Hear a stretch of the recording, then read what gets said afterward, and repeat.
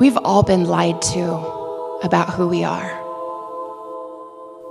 All of us.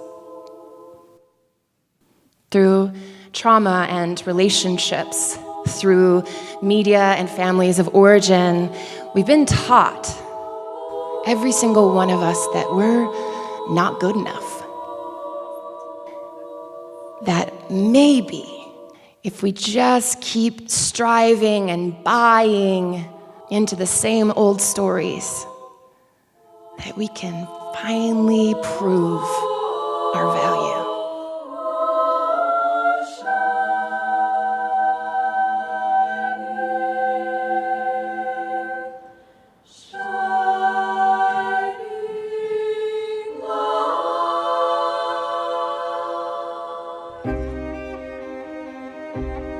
From the streets to the workplace, sexual harassment is the background noise of many of our lives. Sometimes we don't speak out because we're frightened or humiliated, and other times we remain silent because it's so achingly common, and we have learned this is simply the way the world works. I first started working in our vet center in about 2011. And what I inherited at that time was a very male, a very hegemonic boys club. It was like a locker room atmosphere. Females didn't feel welcome, many males didn't feel welcome, and nobody from LGBTQ certainly felt welcome. So when we interviewed one of the migrant aid workers, we asked her, what were her experiences of the migrant woman's sexual assault, and she said if a woman is by herself in a group in the desert, we assume 100% of the time that she was sexually assaulted. In the beginning, I confided in others because I wanted to heal my own body and soul.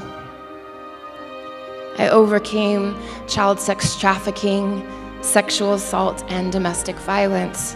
My experiences are not who I am, but I share this truth because speaking out saved my life. Almost every day there's someone who's like, yeah, this person sexually assaulted me, and then other people who have the same experience are like, yeah, this happened to me, and then it just kind of creates this chain effect. So I think while we've come such a long way from when I started doing this work, I think there's still a long ways to go before we can make sure gender-based violence is something that happens very rarely or not at all.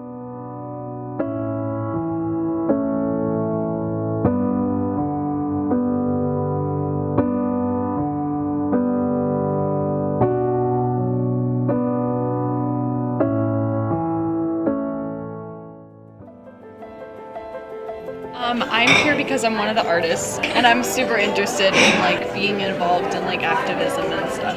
So the one on the right is based off of an event that I had where I was sexually assaulted. What I did was I cut up pieces of all my old artworks and then made a collage out of it. The middle, the inside pastel colors represent innocence and innocence and happiness, and then as you go further outside it gets into dark purples and reds, which represent blood, bruises, pain, and then as you get farther out then it's more grays, dark reds, blacks, which represent, in the actual event, the perpetrator.